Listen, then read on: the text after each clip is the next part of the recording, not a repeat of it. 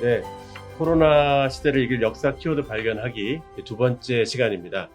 우리 지난주에 이렇게 귀한 또 양반 중심으로 또 이렇게 또 역사 속에서 어떤 일이 있었는지 또 안동교회를 통해서 살펴보게 되었는데, 이번에 이제 또 우리 변창욱 교수님 또 김승학 목사님 통해서 또 가장 또 낮은 또 천민 이런 지역에서 어떻게 됐는지를 좀 소개하고자 했는데요.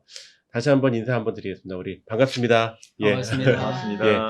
계속 너무 귀한 얘기를 해주셔가지고 시청하시는 선교사님들이 되게 반응이 좋은 것 같습니다. 특별히 이제 한국 역사를 얘기할 때 뭐 첫 번째 교회가 또 첫 번째 선교사가 누구냐 이렇게 저희가 교과서에서 그렇게 많이 좀 배우거든요. 그런데 이제 중요한 것은 정말 우리를 움직일 수 있는 감동 역사 스토리가 뭐가 있을 것 같은데, 그거를 우리 다음 세대 또 젊은이들 또 선교사로 다시 코로나 시대를 나갈 분들에게 이게 좀 품고 갔으면 하는 바람이 있습니다. 그래서 특별히 이제 지난 코로나 시간에 또 교회에 대한 또 방역 문제나 이런 것 때문에 좀 지탄도 많이 받고 또 여러 가지 어려움이 많이 있었는데, 최근에 이제 세대가 막 나눠졌잖아요. 뭐 기성세대, 젊은 세대, 뭐 갑질 문화 막 이런 거. 그래서 지금 교회도 그렇고 이게 정말 힘들고 어려운데, 그 초기에 선교사님들이 우리에게 와서 보여줬던 부분들은 기독교인이면 신분을 차별하고, 예를 들면 성찬식이라든지 뭐 이런 거 진짜 상상도 못하는 얘기죠. 양반하고 또 천민이 어떻게 한 상에서 밥을 먹고 뭐 이런 얘기들이 많이 있는데요. 이런 사례들을 좀 소개해 줄 수 있는지 좀 변창욱 교수님께 한번 여쭙고 싶습니다. 한국 선교 역사의 시작은 어찌 보면 갑신정변 때 소위 개화파들이 일으켰던 뭐 그런 쿠데타를 통해서 그 와중에 고종 황제, 특히 이제 명성 황후의 이제 조카뻘이 되는 민영익이 이제 자상을 입고 거의 사경을 헤맬 때 때마침 그때 와 있던 호러스 알렌 의료 선교사, 최초의 장로교 의료 선교사가 있었기 때문에 때에 맞게 거의 뭐 죽을 수밖에 없다고 판단했는데 알렌의 일기에 보면 기도하면서 살려놓았던 그 치유 사건이 결정적으로 한국 굳게 닫혔던 한국 선교의 쇄국의 문을 빗장을 여는데 큰 역할을 했다고 보아지거든요. 그래서 선교사들은 이 사건을 흔히 이제 하나님의 섭리적인 사건이었다, 프로비덴셜이라는 단어를 쓰고 있는 걸 제가 보게 되는데, 초기에 어찌 보면 그 이후로 자칫 한국 선교에 부정적으로 영향을 미칠 수 있었던 고종 황제와 명성 황후 이쪽 그룹이 오히려 기독교 선교를 암묵적으로 후원해주고 백합해주는 그런 하나님의 참 놀라운 섭리를 엿볼 수 있는데, 말하려고 하는 포인트는 뭐냐면, 어찌 보면 상류계층을 통해서 한국 선교의 물꼬가 트여졌지만 잽싸게 하류계층, 주로 그러니까 부녀층 혹은 노동자계층, 일반 하류계층으로 복음이 전파되어야 되고 확산되어야 한다라고 하는 그런 선교 정책적인 면에 있어서 미국 북장로 선교사들이 매우 지혜롭게 잘한 것 같아요. 만약 계속 상류계층만 머물러 있었더라면 한국 교회의 지금처럼 광범위하게 복음이 확산될 수 있었을까? 저는 굉장히 부정적으로 보는데, 선교의 주 대상을 하류계층, 엄밀하게는 하류계층이라보다는 여성계층과 부녀자층과 노동자, 일반 서민계층으로 두었기 때문에 그것이 매우 복음의 초기 한국교회 확산에 중요한 아주 지혜로운 정책이었다라고 생각이 들고, 거기에 대해서 이제 잘 엿볼 수 있는 것이 아마 여러분들 가운데 보신 분들도 계실 것 같은데, 몇 해 전에 KBS에서 우리 국영방송 KBS 파노라마에서 한 시간 정도 되는 드라마를 만든 적이 있습니다. 다큐멘터리처럼 만들었는데 제목이 뭐냐면 백정 아버지와 서양 의사 아들. 백정 아버지와 서양 의사 아들. 지금도 여러분들 뭐 그냥 검색해서 무료로 볼 수 있는 부분인데, 우리 기독교인들은 꼭 한 번은 봐야 될 그런 다큐멘터리라고 생각이 됩니다. 여기 보면 백정 아버지, 그러니까 박성춘인데, 원래는 이제 백정은 여러분들 뭐 아시다시피 이름밖에 없지, 성밖에 없지 이름도 없거든요. 소위 말하면 박가. 근데 예수 믿고 선교사 만나고 이름도 찾게 되는, 이름도 보면 성춘, 이룰 성자, 봄춘자, 봄날이 온다. 얼마나 복음적이고 희망을 주는. 저는 이 복음이 기독교가 갖고 있는 이제 가장 큰 장점이 어떤 상황에 있더라도 희망을 잃지 않도록 하는 것이 매우 중요한 기독교 복음의 핵심이라고 보아지는데 어쨌거나 이 박성춘이 박가가 선교사 만나고 예수도 믿게 되지만 진짜 봄날과 같은 날이 튀고 당대에 끝나는 것이 아니고 바로 그 서양 의사 아들 바로 이 백정 박가였던 박성춘의 아들인 박서양 상스러울 서자 태양처럼 상스러운 기운이 이것도 굉장히 복음적이고 희망적인 메시지를 담고 있죠. 이름 자체가. 왜냐하면 백정은 자손 대대로 계속 백정으로 인간이가 취급을 받던 그런 계층이었는데 선교사 정확하게는 사무엘 포만 무브라고 하는 우리말로는 모삼률 선교사를 만나고 1894년 어간에 이 기록을 보면 박성춘이 장티푸스에 걸려가지고 콜레라에 걸려가지고 거의 사경을 헤맬 때 무어 선교사를 통해서 고종 황제의 주치 의의가 되는 지금은 좀 대통령 주치가 되는 에비슨에게 연결이 돼서 에비슨이 계속 사람 취급도 받지 못하던 이 박성춘을 계속 왕진하고 왕래하면서 치유한 사건이 어마어마하게 큰 영향력을 소위 말해서 감동을 주었죠. 사람들은 나를 다 버리고 사람 취급도 받지 못하던 나를 다른 사람도 아니고 고종 황제의 의의 옥체를 만들던 선교사가 와서 나를 사람 대접해주고 살려주고 예수 안 믿을 수가 없죠. 제 생각에는 예수 믿다는 말씀 한마디도 할 필요도 없을 것 같아요. 왜냐하면 행동만 봐도 예수의 정신이 살아있기 때문에. 그래서 이제 박성춘이 예수 믿죠, 당연히. 나중에는 성동교회, 아까 우리가 지난주에 다뤘던 성동교회가 그 이대영 목사님이 나중에 선교사를 갔다 오셔서 성동교회 담임 목사님을 하시는데 그렇게 또 연결이 됩니다. 성동교회가. 이 성동교회 장로님이 됩니다. 그리고 이 에비슨 선교사가 재중원 의학교 그때 교장을 하고 있었는데 지금으로 치면 세브란스 의학교 전신이라고 볼 수가 있죠. 연의 전문 의학부인데 여기에 이제 에비슨에게 내 하나밖에 없는 아들, 이 아들을 좀 받아달라. 에비슨이 바로 안 받죠. 왜냐하면 어떤 아들인지 모르니까. 그래서 허드렛 일, 잡일을 지켜보는데 이 아들, 나중에 이름이 박서양으로 바뀌지만 갖게 되지만 너무 성실하게 일해서 이제 재중원 의학교에서 공부를 잘 마쳐서 우리나라 최초의 기록에 의하면 1908년 세브란스 의과대학 제1회 졸업생이 돼요. 재중원 의학교 제1회 졸업생이 바로 7명 중에 1명이 바로 백정의 아들, 백정일 수밖에 없는 이 박서양이 근데 아주 똘똘하고 뛰어나서 여러분들 그 사진들도 제가 아마 보여줄 수 있을 것 같은데 에비슨 선교사, 의료 선교사의 조수 역할을 합니다. 그러니까 최초의 외과 의사 그리고 수술할 때 보면 조수로서도 하고 나중에는 재중원 의학교 교수로도 됩니다. 그러니까 사실 하류계층 사람이 최상류계층으로 복음은 그런 변혁의 힘이 있다고 저는 믿습니다. 복음이 갖고 있는 힘을 보여주는 사건이 이것인데 근데 또 하나 이제 중요한 것은 이 스토리가 여기서 끝나면 잘 먹고 잘 살았구나 끝나는 스토리로 끝날 줄 알았는데 그게 아니라는 것이죠. 우리가 또 다른 감동을 주는 것은 이 박서양이 이런 또 아까 지난주에 우리가 다뤘던 것처럼 이대영 목사님 말씀할 때도 우리가 다뤘는데 다 내려놓고 나라가 암울할 때에 1917년도에 어디로 가느냐 그때 간도 땅으로 갑니다. 그때 조선인들이 한 15만 명 정도 거주했다고 하는데 그 간도 땅으로 가서 뭐 했겠어요? 독립운동에 투신합니다. 거기 가서 학교를 세웁니다. 일제를 이길 수 있는 길은 힘을 길러야 된다. 숭신학교, 믿음을 중시하는 그러니까 믿음적인 벌써 이름에 나타나 있죠. 숭신학교를 설립하고 그 다음에 병원을 또 세우는데 의사니까 구세병원 이름도 얼마나 좋아요. 구세병원 세상을 구하는 병원 그리고 또 하나 대한국민회라고 하는 항일운동에 하는 독립군들이 항일 투쟁을 벌이다가 다치거나 상처를 입으면 치료해주는 군의관 역할을 합니다. 그러다가 나중에 이제 한국에 들어오게 되는데 어찌 보면 이런 노력들은 기독교인들이 가져야 될 바람직한 모습. 내가 예수 믿고 복 받았다, 기쁘다, 즐겁다. 그거로 끝나는 게 아니에요. 나라가 어려울 때는 나라를 사랑하고 기꺼이 가진 것들을 내려놓을 수 있는 복음이 그런 힘까지 나아가야 된다고 봅니다. 이 복음이 최하 계층의 사람들에게도 침투해 들어갔을 뿐만 아니라 이들의 삶을 변화시켰을 뿐만 아니라 이들이 기독교인으로서 편하게 쉽게 살 수 있는 길을 내려놓고 더 어렵고 힘든 길 위에 복음이 그런 힘을 비전을 심어주었기 때문이라고 생각합니다. 그런 애국 민족운동의 표상을 모습을 이 박성춘 박서양에게서 엿볼 수 있는 매우 흥미로운 사례라고 생각을 합니다.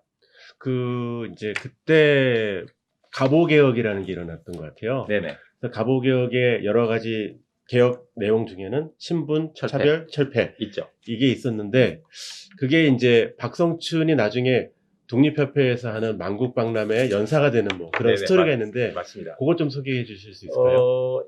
어찌 보면 이 박성춘의 사례는 백정 박가의 사례는 단순한 신분 상승의 그런 뭐 개인적인 사례를 뛰어넘어서 한국 여전히 양반과 쌍놈의 엄격한 그런 계층 구분이 있던 시대에는 엄청난 충격적인 사건이라고 볼 수가 있죠. 왜냐하면 하류 계층에 있는 사람들에게는 복음이 아주 진짜 복음이죠. 근데 문제는 상류 계층에 있는 사람들이 하류 계층 사람들이 자기들과 한 가지로 예배 드리는 것을 소위 그 모습을 이 표현이 조금 지나치면 용서하십시오. 그 꼴을 보지 못하는 거예요. 나는 저 사람과 다르다. 그래서 이런 일들이 한국 교회 초기에 상당히 많이 일어났습니다. 연동교회도 있었고 제가 이제 교육전도사로 있던 연동교회도 그런 고찬익 장로가 올 때는 갓바치 성경에 보면 무두장이 시몬 나오잖아요. 무두장이 짐승 가죽을 가지고 가죽 제품을 만드던 갓바치가 최초의 연동교회에서도 장로가 됐을 때 상류계층 소위 양반계층 교인들이 나는 갓바치하고 같이 더더구나 장로가 됐으니까 같이 예배드릴 수 없다. 교회를 분열의 역사가 여기 보면 시작이 되는데 이런 역사들이 꽤 많이 일어나는데 여기에서 선교사들이 굉장히 지혜롭게 잘한 것 같아요. 단호하게 예수 그리스도 안에는 종이나 자유자나 유대인이나 헬라인이나 남녀, 노소, 신분의 그런 철폐를 철두철미하게 원칙을 지켜갔기 때문에 이 원칙이 한국교회가 양반하고 그렇지 않는 쌍놈 계층이 같이 예배드리는 상황에서도 빨리 없어지게 하는데 또 그것이 왜 이것이 잘못되었는가를 선교사들이 분명한 입장을 가지고 가르쳤고 계도했고 또 한국의 소위 양반 계층들이 처음에는 못 받아들이고 반발하고 따로 교회를 분립하기도 했지만 결국 나중에는 다 하나가 되는 그런 역사들이 지금 뭐 자세하게 내가 설명드릴 수는 없지만 한국 교회가 하나 되는데 그리고 저변으로 확대되어 나가는데 매우 중요한 역할을 했다고 판단이 됩니다. 이런 얘기 이렇게 김승강 목사 들으시니까 어떠세요? 양반 얘기만 듣다가 이렇게 그러나 지금 말씀하신 것처럼 우리나라의 복음화가 진행될 때 뭐 안동도 똑같이 뭐 어떤 측면에서는 그런 계층적인 하류 계층도 당연히 상당수 복음화를 위해서 또 선교사님 타겟으로 정해서 그렇게 했겠죠. 그러나 이제 그 지역 자체에 또 특별한 상황이 있으니까 다만 그 교회 선교사님들이 그 교회를 세운 적도 있고 또 선교사님들에 의해서 복음을 전해들은 사람들이 교회를 시작한 경우도 있고 또 우리 교회 같은 경우에 선교사님들이 교회 세운 건 아니고 선교사로부터 복음 전해드린 사람들이 모인 거죠. 그래서 사실은 뭐 자생적인 그리스도인들이 처음 예배를 드리면서 시작을 했고 아까 언급한 것처럼 3.1 만세 운동 당시에 이제 그런 역할을 했기 때문에 그때 이제 유림들이 이제 많이 들어왔죠. 유림들이 교회가 이렇구나 생각을 하면서 유림의 리더들이 들어오게 됐고 그게 이제 양반이죠. 유림의 리더라는 게. 그러면서 이제 교회에 대한 이미지가 많이 고양이 됐고 또 처음 시작할 때 뭐 부녀자 계층이나 혹은 하류 계층이 주로 많았겠지만은 어떤 시점부터는 양반들도 들어올 수 있는 그런 개방적인 그런 교회가 됐다고 저는 생각이 들고요. 한 예로 우리 그 교회 초대 장로님이 조남이 김병자 우자예요. 김병우 장로님이신데 안동 김이죠 이분이. 근데 이제 이분이 처음 예수를 믿게 됐어요. 근데 가문에서 난리가 난 거죠. 집안에서. 그래가지고 이분이 살던 곳에서 쫓겨나와요.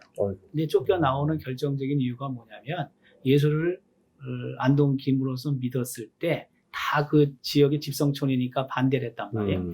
그래서 어떤 박해가 있었냐면 밧줄을 가지고 집을 삥 둘러가지고 이렇게 묶은 다음에 잡아당겨서 그 집이 무너질 정도가 된 거예요. 그러니까 굉장히 생명의 위협을 느낀 거죠. 이 어른께서.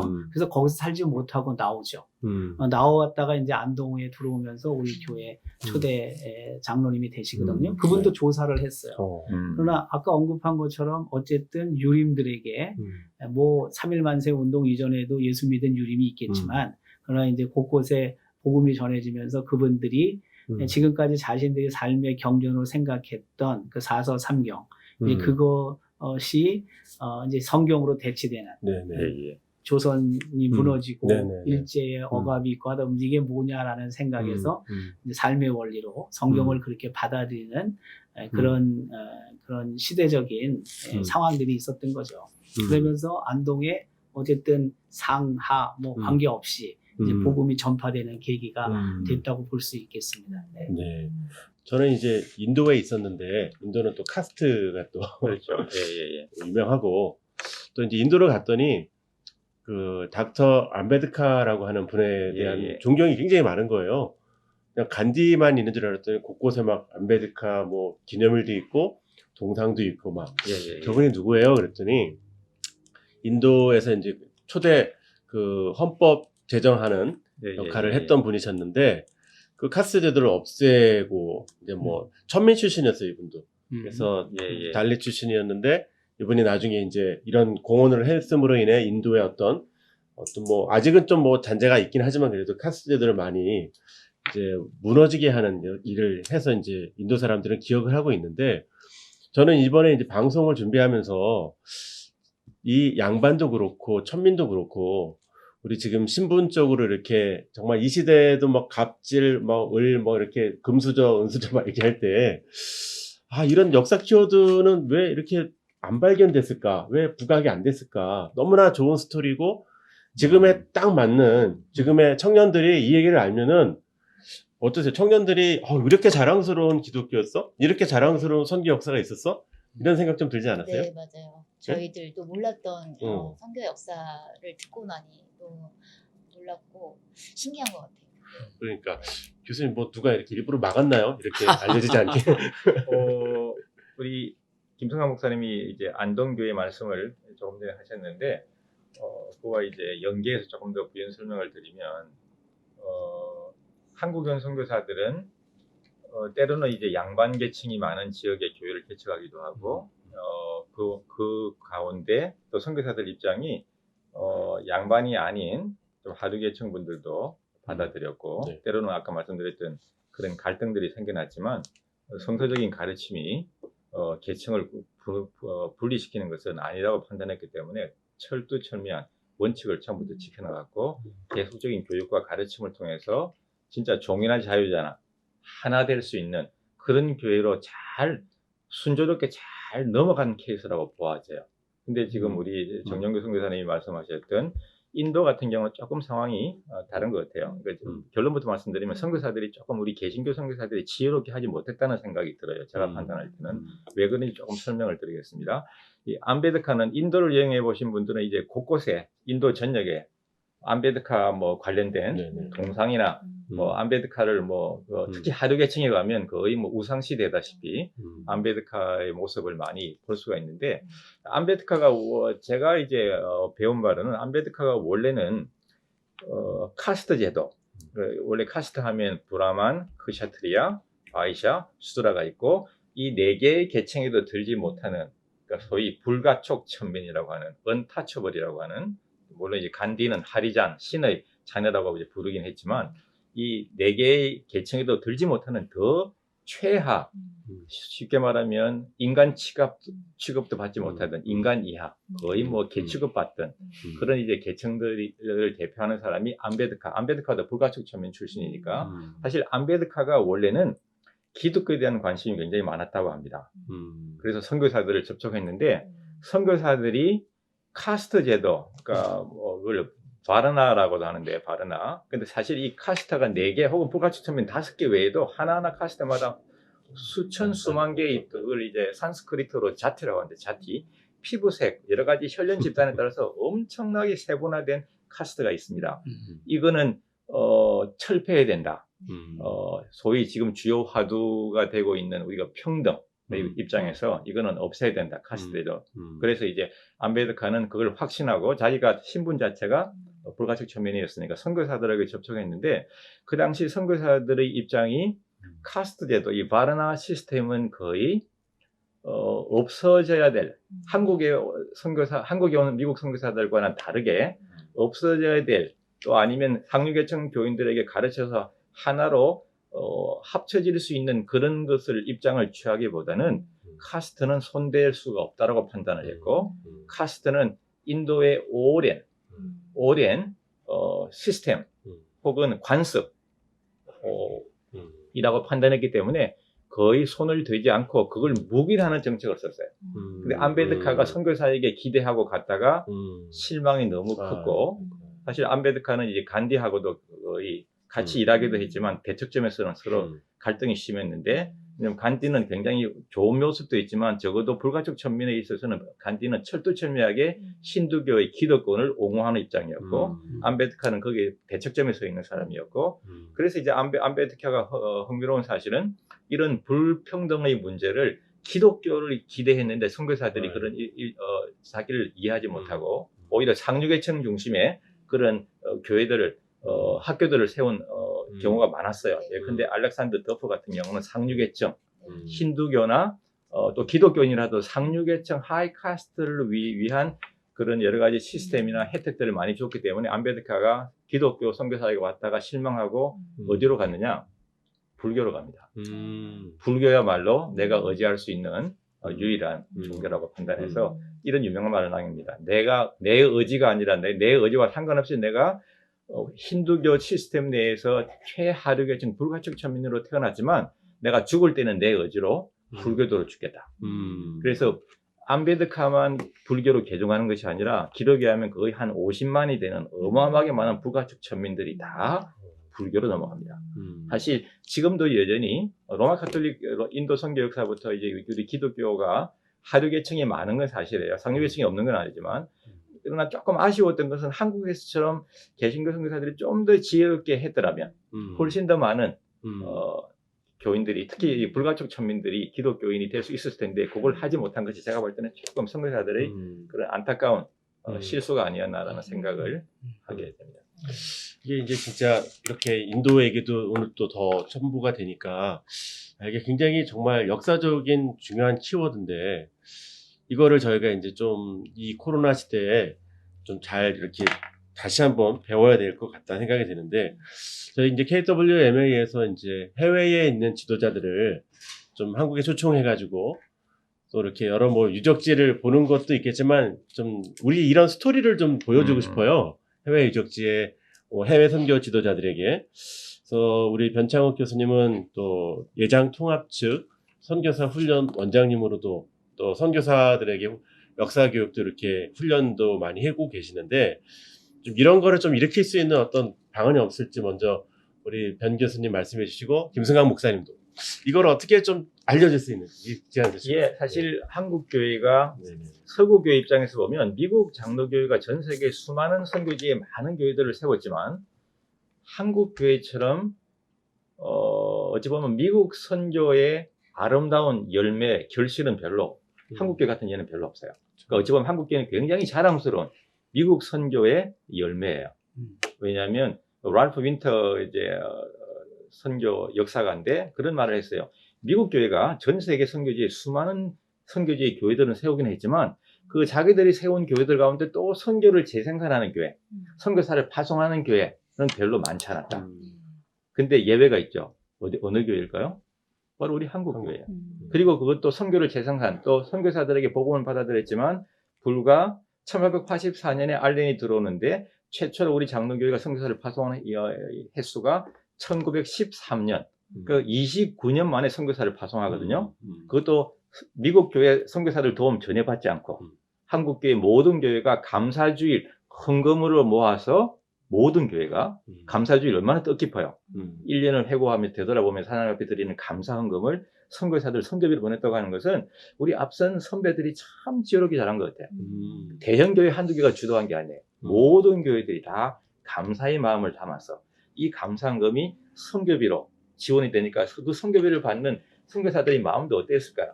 한국교회 교인들이 전체 교회 크거나 작거나 상관없이 하나 된 마음이 와닿고 이런 이제 노력들이 있어 왔기 때문에 그런 아름다운 제가 말하려고 하는 전통은 이제 한국교회가 이런 전통들 아름다운 전통들이 굉장히 많은데 우리가 그걸 너무 모르고 있지 않나. 해외 지도자들 해외 교회 지도자들이 한국에 온다면 저는 그런 전통들을 좀 설명해 주고 싶고 또 도전하고 싶고 제가 조금 염려스러운 것은 저도 한때 이제 큰 교회에 이제 있어 봤지만 교육 목사로서 한국에 온 해외 교회 지도자들이 주로 한국에 오면 이들이 방문하는 코스가 정해져 있어요. 소위 대형 교회들. 저는 그분들이 오면 제가 그분들에게 특강할 수 있는 기회가 많이 있었는데 제가 늘 강조하는 게 뭐냐. 당신네들 해외 교회 지도자들에게 이들이 영향력을 미칠 수 있는 분들이신데 당신들이 한국 와서 이 대형 교회 소위 그리고 소위 잘 나가는 교회 이런 교회들만 보고 여러분들 가시면 여러분들은 망합니다. 여러분들은 안 온 것만 못합니다. 한국 교회가 지금 현재의 모습만 보고 가면 안 되고 초기에 어렵고 힘들 때 어떻게 눈물로 헌신으로 한국 교회를 지켰고 한국 교회를 그 어렵고 힘든 가운데 헌금하고 또 이제 여기와 연관해 중요한 것이 뭐냐 자립 전통. 자립이 매우 중요해요. 어렵고 힘든데 대부분 선교지에 있는 교회들이 어렵다고 힘들다고 자립이 안 된다고 하는데 그러면 한국 교회는 자립하면 안 돼요. 그들보다 더 어려웠으니까. 그런데도 선교사들이 계속 자립을 가르쳤고 또 한국 우리 선배들이 선각자들이 참 어렵고 힘들어도 십시일반으로 유명한 주님 말씀이 있잖아요. 내 물질 있는 곳에 마음이 있다고. 한국계 오래된 교회들, 우리 뭐 안동교회를 포함해서 수많은 한국의 오래된 소위 100년 이상 된 교회들, 그 교회들 건축 역사들을 보면 제가 안 가봐도 다 알아요. 다 선교사들 도움은 거의 없거나 아주 예외적인 경우에 받았지. 소위 도심지의 큰 교회들 건축할 때만 일시적으로 도움받은 나머지 교회들은 전부 다 한국 교인들이 찢어지게 가는 한국 교인들인데 다 십시일반으로 헌금하고 벽돌 한 장 한 장에 다 교인들이 눈물과 사랑과 헌신이 있기 때문에 이런 역사 그런데도 신앙을 지켰고 주의 몸된 교회를 사랑했던 그런 모습을 보고 가야지 그걸 듣고 가야지 큰 교회 화려한 모습을 보고 가면 그 교회도 다 망해요. 그러니까 이런 것을 저는 계속 이제 강조하거든요. 한국 교회의 초기의 신앙 전통과 그런 헌신의 믿음을 꼭 보고 갈 수 있도록 이런 것은 굉장히 저는 가치가 있다고 생각을 합니다. 네. 김수영 목사님께서도 안동의 이런 선교 역사가 어떻게 잘 알려질 수 있을지 고민도 하시고 여러 가지 방법들을 생각하고 계실 줄 압니다. 어떤 좀 방법들이 좀 있을까요? 그 지금 병 교수님 말씀하셨지만 대도시에도 네. 당연히 오랜 역사를 갖고 꾸준히 성장해서 지금 그 시대적인 사명을 잘 감당하는 교회도 물론 많이 있죠. 그러나 지금 말씀하신 것처럼 지금 초대형 교회들은 대개 그렇게 오랜 역사를 갖고 있는 교회는 대부분 아니잖아요. 아니죠.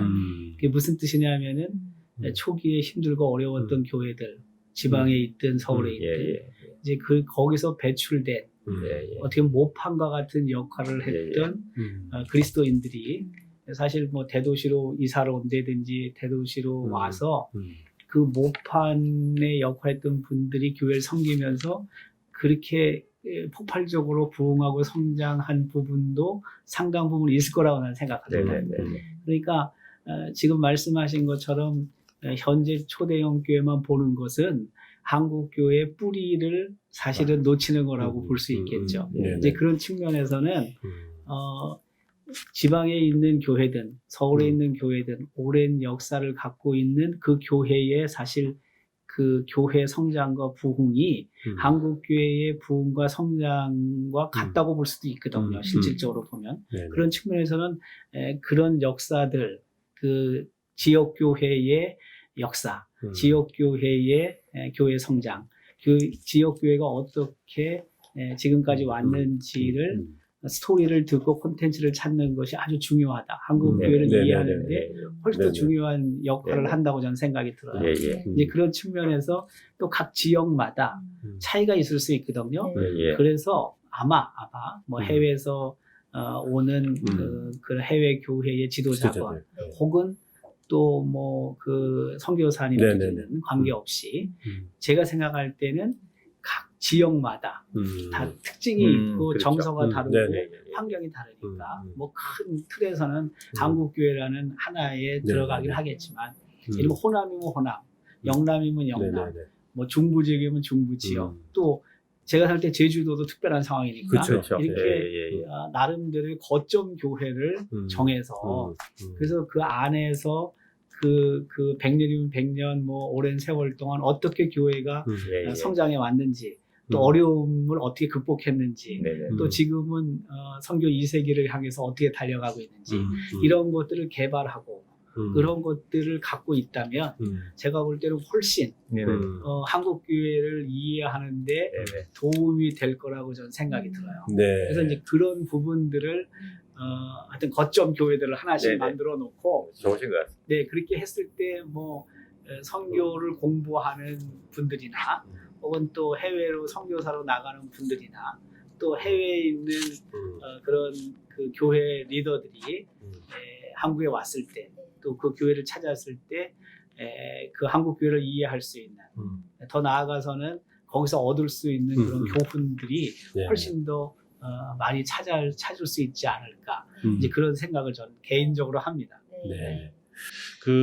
이제 김승강 목사님이 옛날에 한번 그런 얘기를 하셨는데 추방 비자 거부를 한참 중국 인도 선교사들 당할 때 네네. 코로나 때문에 사실 또 선교지 못 가고 바뀔 분도 많이 있는데 그 너무 아깝다는 거예요. 그 선교사 가서 했던 뭐 인도의 꾸마르를 만나고 싱을 만나고 뭐 누굴 만나서 했던 그 네트워크한 자료, 선교 역사 자료를 잘 정리해가지고 자기가 못 가더라도 나와 있어서 잘 정리했다가 또 기회가 열려서 갈 때 그 노트 가져가는 거예요, 이렇게. 그러면 야, 옛날에 10년 전에 그 정선교사가 연결했던 네트워크 중에 이름 보니까 꾸마르가 있던데 정선교사 후임인데 좀 만나서 좀 옛날에 했던 일 해봅시다. 이거 굉장히 들었을 때 되게 중요했거든요. 그런데 코로나 시대도 그렇고 중국, 인도 대규모 선교사 비자 거부 추방 시대에도 이게 안 된 거예요. 다 그냥 새사역직 가느라고 하고 이거 정리가 또 잘 안 되는 또 우리의 문화들이 많이 있었는데 이 선교사 사역 아카이브 시스템 도입을 옛날에 총회에서 세계 선교 부장님으로 계시던 뭐 도입하려고 그러셨죠.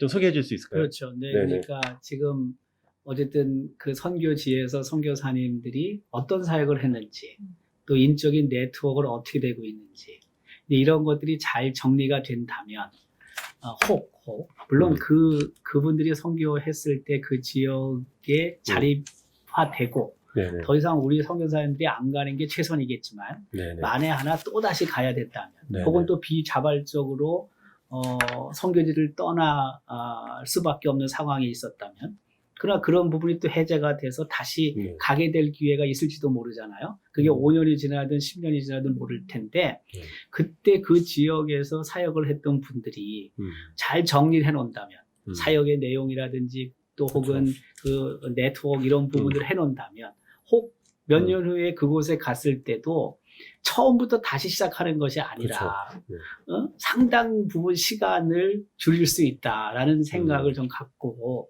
그래서 그런 아카이브를 만들 필요가 있다.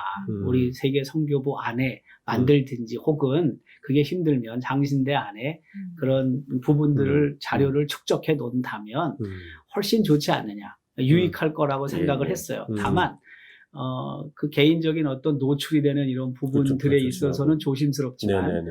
그래서 그러나 이제 그런 어떤 아카이브에 접근하는 것도 예를 들면 뭐 1단계, 2단계, 3단계, 네네. 4단계 이런 네, 걸 그렇죠. 줘서 네네. 또 아주 비밀스러운 부분까지 예, 예, 예. 접근할 수 있는 네. 분이라면 접근할 수 있게 하고 네네. 그렇지 않은 분들은 차단하면 되니까 네네. 그래서 이 부분이 굉장히 시급하다 제가 생각할 때 맞네요. 진짜. 이런 어떤 아카이브뿐만이 아니고 저는 또 그런 생각도 했어요.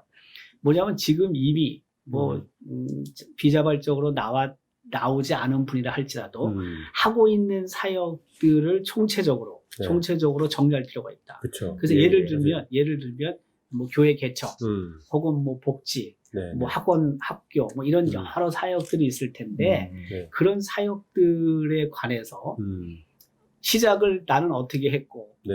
예를 맞아요. 들면 어떻게 시작을 했고 시작을 할 때 이런 어려움이 있었는데 이런 것은 어떻게 해결했고 그렇죠. 뭐 그 관리를 만난다든지 누구 도움을 받는 이런 내용들을 쭉 쓴다는 거죠.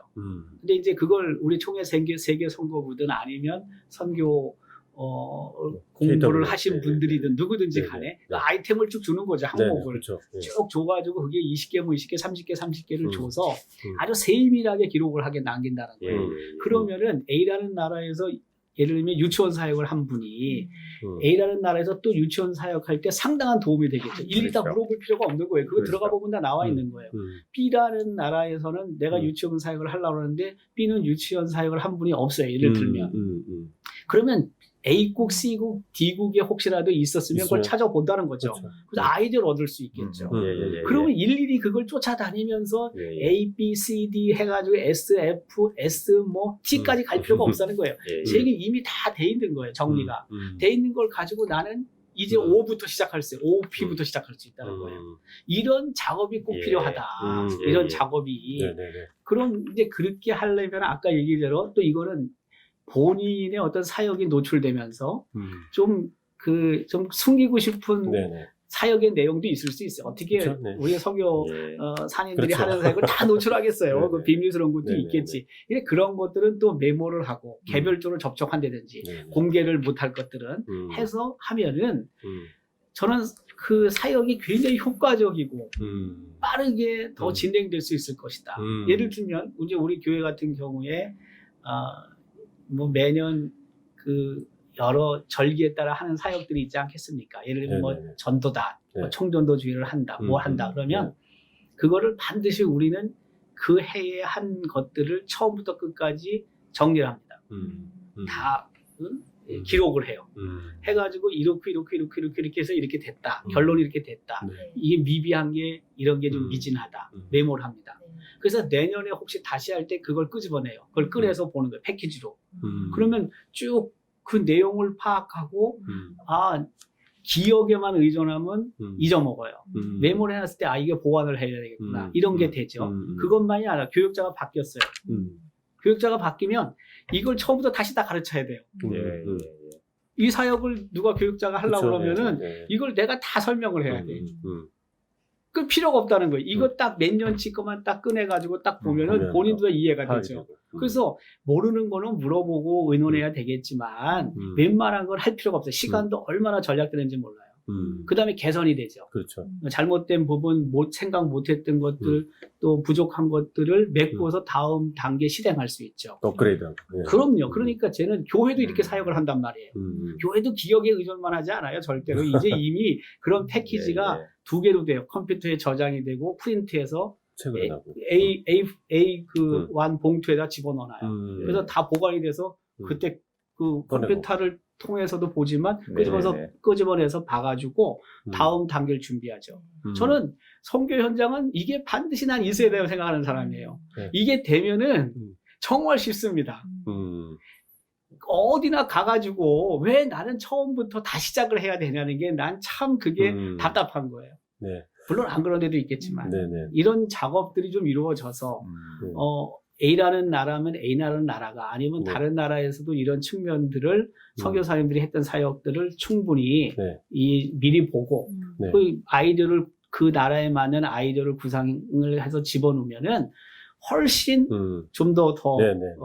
그 결과가 좋지 않을까 이런 생각을 해봤는데 네. 잘 안 되더라고요. 아니에요. 그걸 지금 저는 제가 저는 선교 본부에 있는 사람도 아니고 네네네. 로컬 처치에 있는 사람이니까 네. 다만 아이디어 차원이라는 거예요. 근데 이런 부분들이 선교사님들에게 굉장히 난 도움이 될 거라고 그럼요. 생각합니다. 네. 지금 이 방송을 보시는 선교단체 대표님들은 좀 전에 하신 말씀 다 적었을 것 같아요. 우리 단체부터 다시 하자. 그러니까 또 우리 그 프린스턴에서만 이런 역사 자료가 있는 게 아니라 또 시간이 지나면 현지에 있는 분들이 한국에 또 당신대에 와갖고 이런 모여있는 자료들을 이렇게 볼 시간도 있을 것 같다 생각이 들고요. 우리 변 교수님이 이제 한국의 선교 역사라고 하는 책을 이제 번역을 하셨는데 엘리자베스 언더우드 네네. 그거를 제가 이제 정독을 했어요. 너무 좋아서. 근데 그 얘기와 우리 김승환 목사님 얘기를 들으면서 생각이 난 게 뭐냐면 그 엘리자베스 언더우드는 선교사의 기도 편지들을 많이 인용을 했고 사회학자로서 그거를 글을 써 나갔더라고요. 예, 예, 그렇죠. 그랬는데 지금 제2의 안동교회, 제3의 안동교회가 지금 개척하는 교회도 어느 선교사님 보내잖아요. 그러면 그 선교사님 기도 편지 잘 보관하고 애들한테 사진만 잘 보관해서 그게 5년이 되고 10년이 되면 이게 100년이 지나면 안동교회가 또 나오는 거고 이런 그 역사적인 흐름들이 많이 있는데요. 그 KWMA에서도 이제 선교 역사 목록화 작업을 이제 정부하고 하려고 추진을 하고 있고 그런데 교수님 그 어떻습니까? 이런 선교 아카이브나 선교사의 역사들을 선교 훈련 원장님이시니까 어떻게 잘 준비해서 가야 될지 좀 한번 말씀해 주시면 좋겠습니다. 김성환 목사님 말씀하신 저는 100% 찬성입니다. 동의하기도 하고요. 또 필요성과 절박성을 저도 잘 알기 때문에. 근데 이제 김 목사님 잠시 이제 그 말씀 언급하셨는데 전에 그런 주장을 할 때도 많은 분들이 쉽게 잘 안 되는 것 같다. 근데 지금은 잘 될 것 같아요. 아, 그렇습니까? 아, 코로나 시대. 너무 시대를 앞서가지 않았나 하는 생각이 드는 지금은.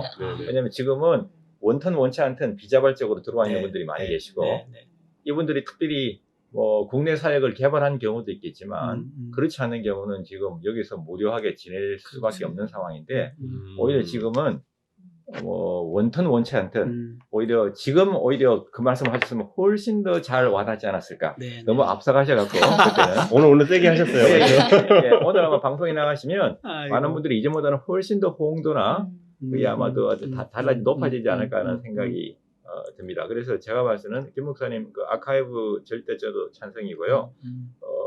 그러니까 예를 들면 지역별, 권역별, 혹은 이제 뭐 지역은 여러 가지로 뭐 종교권 뭐 아니면 뭐 여러 가지 대륙별로 나눌 수도 있겠지만 그 다음에 더 세분화시키면 국가별, 나라별, 혹은 사역 유형별, 한국 선교사들이 사역하는 사역들이 뭐 물론 이제 빈도수는 조금 차이는 나지만 다양하니까 그런 것들을 좀 구분해서 선교사들이 어쨌든 지금 들어와 있는 분들이 많이 계시고 현지에서도 본격적으로 예전처럼 활발하게 할 수 있는 사역이 아니기 때문에 오히려 이런 기회를 하나님이 허락하신 우리 김성환 목사님이 너무 앞서가서도 얘기하셨지만 지금은 잘 와닿는 그런 자기의 사역을 반추하고 회고하고 정리하고 기록으로 오히려 남기는 그런 계기를 삼으면 굉장히 지금은 잘 와닿을 것 같아요. 좋을 것 같고 또 하나는 원턴 원치 않든 그간에 너무 열심히 다들 사역하셨으니까 하나님이 또 어찌 보면 큰 하나님의 손안에 우리가 있다고 우리가 고백할진대는 이런 게 조금 영육간에 쉼도 좀 취하시고 휴식도 좀 하시고 쉼이라고 하는 것이 이제 recreation이라는 말이 원래는 recreation 재창조에서 왔으니까 새롭게 또 창조하기 위해 창조적인 사역을 감당하기 위해서는 쉼도 저는 필요하다고 보거든요. 우리에게 필요한 어찌 보면 하나님께서 강압적으로 이런 기회를 우리에게 허락하지 않았을까. 특히 한국 선교사님들은 다 열심히 또 일하시잖아요. 이런 기회가 오히려 그런 아카이브나 영육간의 쉼과 새로운 이보 전진을 위한 일보 후퇴의 기회로 삼고 잘 정리하면 코로나가 뭐 역사적으로도 그랬지만 늘 평생 갈 건 아니거든요. 언젠가는 끝날 때가 우리가 지금 뭐 동굴 속으로 들어가는 것이 아니라 터널을 통과한다고 봐야 되기 때문에 언젠가는 반드시 끝날 때가 있고 나올 때가 있다고 믿어야 돼요. 그리고 아무리 어렵다고 하더라도 기독교 역사가 늘 증거하는 거지만 어렵다고 교회가 뭐 쉽게 그 외적인 환경 가운데 잠시 어려움은 겪지만 뭐 그걸 늘 이겨왔고 외적인 어려움과 핍박 때문에 교회가 없어진다면 벌써 수십 번 없어져야 되거든요. 안 없어지거든요. 교회가 그렇게 호락호락하게 넘어갈 거라고 저는 없어질 거라고 생각하지 않습니다.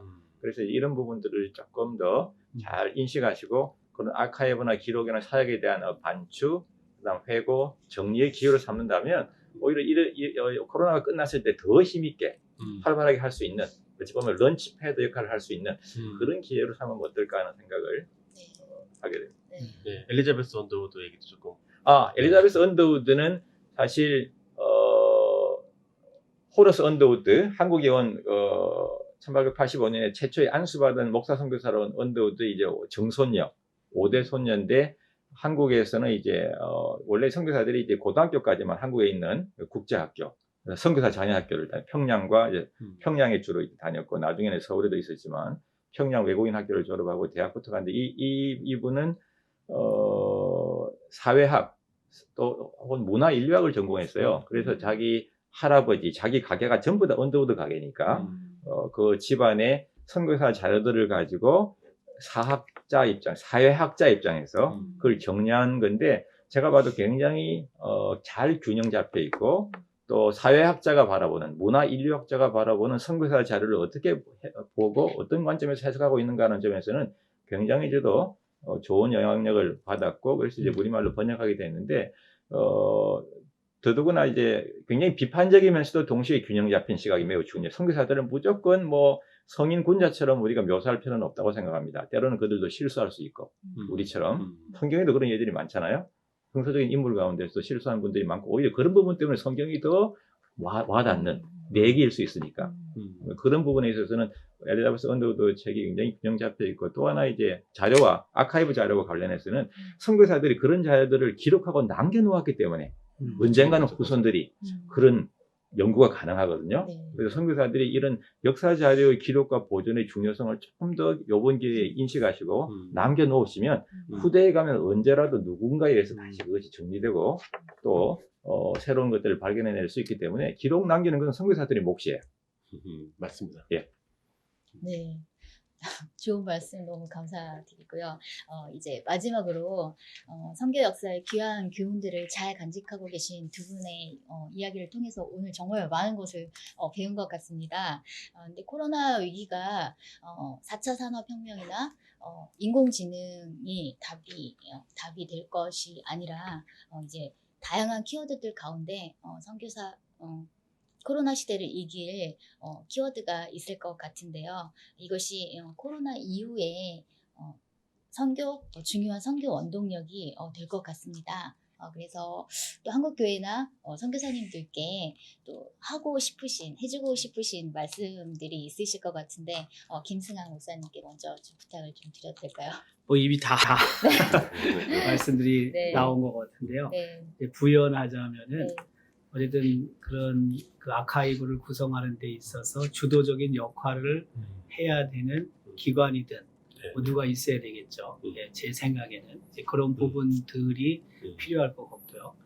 또 그 하나는 제가 그 선교사님들이 하는 사역들, 뭐 우리 교회도 지금 저희가 이제 14가정을 파송하고 그다음에 31개 선교처를 협력하고 있죠. 네. 선교사님들을.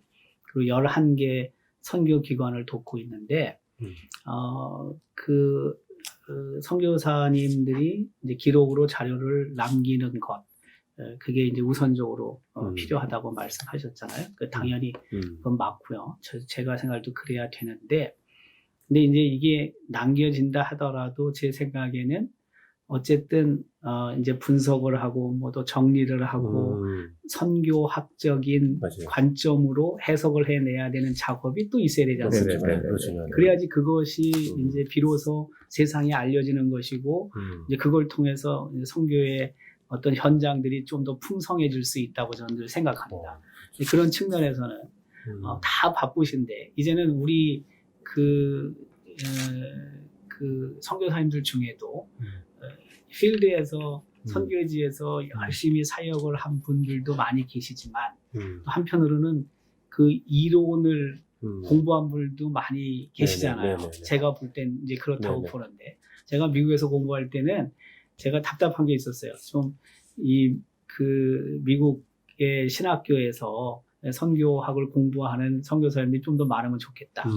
다시 말하면은 그 사역을 열심히 하지만 이 이론을 공부를 해서 두 개를 접목시켜 새로운 선교 네네. 이론들을 제안하고 내놓는 분들이 많으면 좋겠다라고 생각을 저는 했었는데 네. 그때만 해도 별로 많지 않았어요. 근데 지금은 이제 예를 들면 우리 통합 측 선교사님들만 하더라도 선교를 공부를 하고 PhD를 갖고 있는 분, THD를 갖고 있는 분들이 많잖아요. 네네. 제가 볼 때는. 네네. 이제 그렇다면 제 생각에는 이런 부분들, 이런 자료들을 혹은 내가 한 사역이든 혹은 또 다른 주변에 있는 네. 알고 있는 분이 사역을 했든 이런 것들을 가지고 제가 생각할 때는 분석을 하고 해서 또 새로운 선교 그렇죠. 모델을 내놓을 수 있는 그런 그 선교학적인 그런 페이퍼들이 난 나오면 참 좋겠다. 그런 것들이 제가 봤을 때는 기존의 선교학에서 그 1세기 뭐 혹은 그런 선교 그 학자들이 내놓는 선교 모델이 아닌 네네네. 또 다른 선교 모델을 우리도 이제 수없이 선교를 했기 때문에 네. 그런 자료들을 가지고 충분히 선교 새로운 모델을 만들어낼 수 있을 거다, 제시할 수 있을 거라고 저는 생각합니다. 그래서 네. 그런 작업들이 병행된다면 한국 선교사님들이 한 사역들을 통해서 또 그 선교지의 그 특별한 상황들을 통해서 얻어진 결과를 가지고 새로운 이 시대가 필요로 하는 새로운 환경에 맞는 선교 모델들이 나름 프로포절 될 수 있다고 생각이 들어요. 그렇죠. 이 작업이 겸해지면 참 좋겠다. 네. 제 생각에는 이제 그런 생각이 들고 하나 그 아카이브에 대한 부분도 얘기를 했지만은 이런 아이디어도 저는 생각이 들어요. 뭐냐면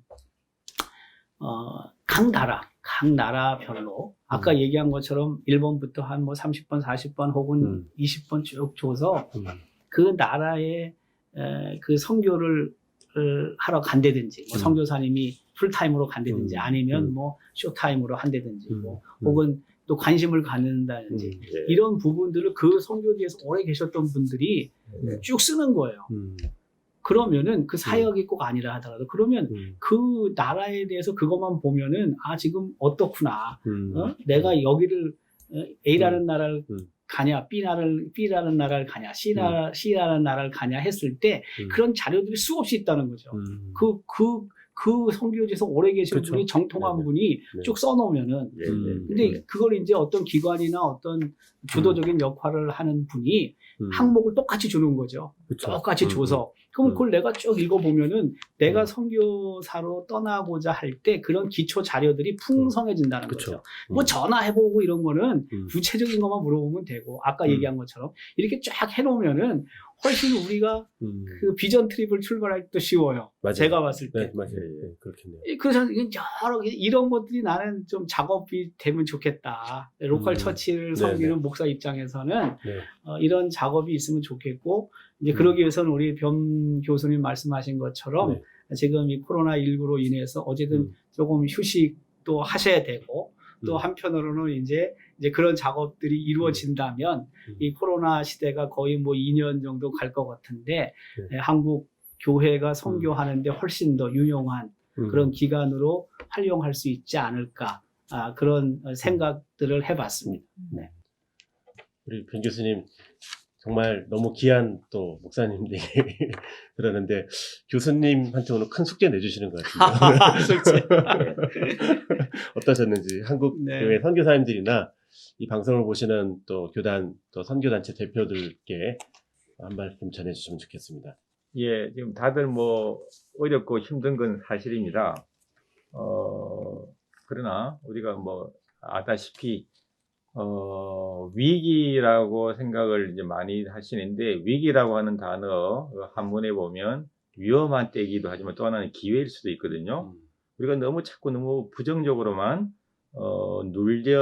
짓눌려서 지낼 필요는 없다고 생각합니다. 코로나가 뭐 영원히 계속될 거 아니기 때문에 또 하나는 환란 중에 만날 큰 도움이 주님이시라는 걸 우리가 믿기 때문에 이런 어려움과 환란도 언젠가는 떨치고 이겨낼 수 있다고 우리가 믿어야 되기 때문에 그래서 이제 어찌 보면 코로나가 끝나는 때가 언젠가는 반드시 올 터인데 포스트 코로나 시대를 위해서 우리가 어찌 보면 다가올 미래를 대비해야 될 때라고 생각을 해요.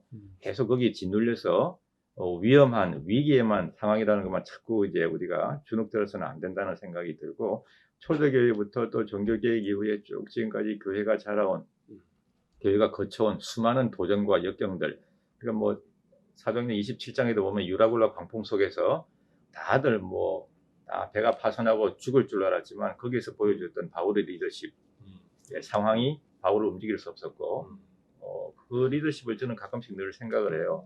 이것이 부름받은 사역자들이 목회자가 또 교회가 감당해야 될 보여줘야 될 모습이 아니겠나는 생각을 하면서 어찌 보면 이런 상황 가운데서도 잘 다가올 미래를 대비하고 준비해서 영적인 육신적으로도 우리가 힘을 키워야 되겠지만 영적인 힘을 키우는 시기로 삼는다면 오히려 더 힘있게 그래서 이제 새로운 선교적인 돌파구 혹은 영적인 틈새를 선교적인 틈새를 목회 뭐 현장에서도 마찬가지라고 생각을 합니다.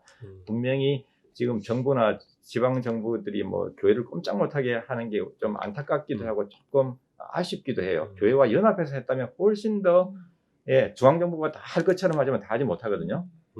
초대교회와 이제 그런 부분하고 비교해 보면 그때는 교회가 다 했는데 지금은 자기들이 다 할 것처럼 다 할 수 없어요. 제가 봐서는 단언컨대 조금 이제 지금 뭐 그런 아쉬움은 남지만 그래도 남 탓만 할 수는 없으니까 선교사님들이나 목회자들이 그런 틈새나 선교적인 목회적인 돌파구를 잘 찾아서 하신다면 오히려 새로운 그런 계기가 될 수 있지 않겠나 하는 생각이 듭니다. 주님의 로더십을 새롭게 우리가 바라보고 확립해야 될 시기가 아닐까라는 생각을 하게 됩니다. 네. 제가 이제 사무엘 모 선교사가 그 설립했던 동막교회를 한번 방문했는데, 동막교회를 갔더니 이제 역사를 만화로 만들어놨어요.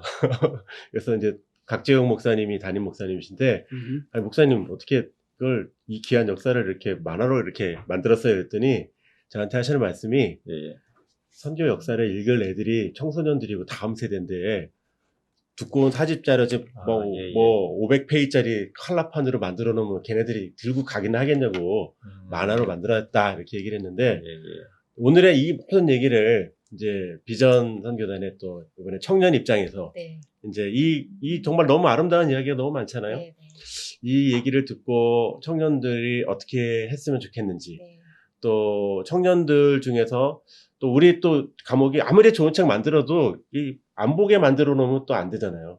그러니까 어떻게 좀 잘 디지털 트랜스포메이션도 좀 이용하든지 디지털 플랫폼을 이용해서 청년들이나 다음 세대가 잘 볼 수 있도록 이런 귀한 스토리들이 전해졌으면 좋겠는데 오늘 어떠셨어요? 오늘 방송 전체적으로 들으시고. 네. 오늘 정말 새롭게 알게 된 사실들이 너무 많아서 좀 이것들을 다 차곡차곡 기억해서 나중에 선교지에 가서 어려움도 생겼을 때 이런 선교 역사들을 다시 한번 되짚어가면서 큰 힘이 되었으면 좋겠다는 소망이 먼저 좀 되어지고요.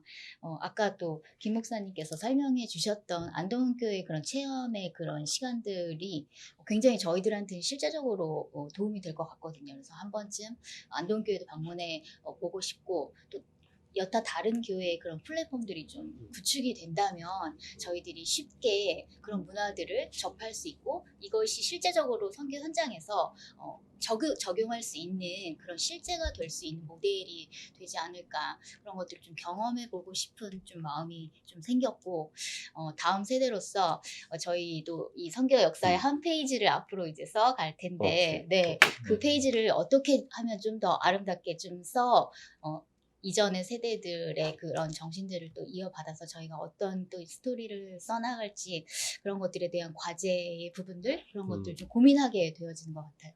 네, 오늘 두 분의 말씀을 들으면서 너무 큰 도움과 실제적인 많은 도움을 또 받게 된 것 같습니다. 네. 오늘 포스트 코비드 19 미션에서 다음 선교 사역을 위한 방송을 특별히 코로나 시대를 이길 역사 키워드 찾기로 저희가 이제 방송을 준비를 한 겁니다. 그래서 첫 편에서는 안동교회를 중심으로 한 양반들의 또 어떤 역사적 변화 속의 교회의 역할. 또 두 번째 시간에는 이제 반대로 또 백정, 천민, 가장 낮은 사람으로부터 어떻게 복음의 역사가 일어나는지. 이러한 것들을 진짜 중요하게 역사 아카이브를 만들고 또 코로나 시대 선교사님들이 역사를 정리하고 다음에 우리 선교 역사를 또 안동교회 같은 정리만 하는 그런 그 좋은 교회의 역사의 흐름들을 또 제2, 제3의 교회들이 또 선교사 훈련을 또 담당하시니까 선교사들이 이런 역사의식을 갖고 선교지를 나가도록 준비하면 좋겠다 생각이 듭니다. 그래서 이 방송을 보시는 많은 선교사님들 또 선교단체 또 회원단체 교단 선교부에서 오늘 방송 꼭 보시고 놓치지 말아 주시기를 바라고요. 저희 KWMA에서는 이렇게 방송을 마친 것으로만 끝나지 않고 방송을 마친 후에 관계된 분들하고 같이 창의적인 접근을 더 계속하고 있습니다. 그래서 관계 모임도 갖고 네트워크 모임도 만들고 그 모임을 계속 활성화시키는 모임들을 갖고 있고요. 지금 작년에 우리 선교사의 슬기로운 고국 생활이 인기가 너무 좋아졌어요. 그래서 계속 사람들이 찾고 있어가지고 매년 업그레이드판으로 만들기로 해서 지금 또 새로운 거 정보가 많이 또 바뀌었습니다. 이것도 사실은 버전이 선교사의 선교지의 슬기로운 사역 이렇게도 나올 수 있는 거거든요. 그래서 뭐 이런 것들 그다음에 지금 KWMA 그 미래한국 선교개발센터에서 진행 중인 선교사 미션 북클럽, 북콘서트 이런 일에도 여러분 많이 관심을 가져주시고 KWMA는 이제 이런 내용들을 중심으로 해서 이제 코로나 시대의 방송들이 마쳐진 뒤에는 또 주간 선교 뉴스 개념으로 선교단체나 회원단체, 교단 선교부나 또 선교사들의 중요한 소식들을 정리해서 주간 선교 뉴스 방송으로 계획을 하고 있습니다. 이 일에 또 많은 자원봉사자들 필요하고 함께해 주신 분들이 필요한데 함께해 주셔서 선교지에서도 이 방송을 보시고 이제 막 코로나를 좀 지나고 선교지로 가시는 분이 많아졌다고 하는데 저희가 만든 방송들이 선교사님들에게 잘 도움이 되고 귀한 힘이 되었으면 좋겠습니다. 오늘 귀한 시간 함께해 주셔서 감사합니다. 우리 다시 한번 인사하겠습니다. 감사합니다. 감사합니다. 예, 수고하셨습니다. 고맙습니다.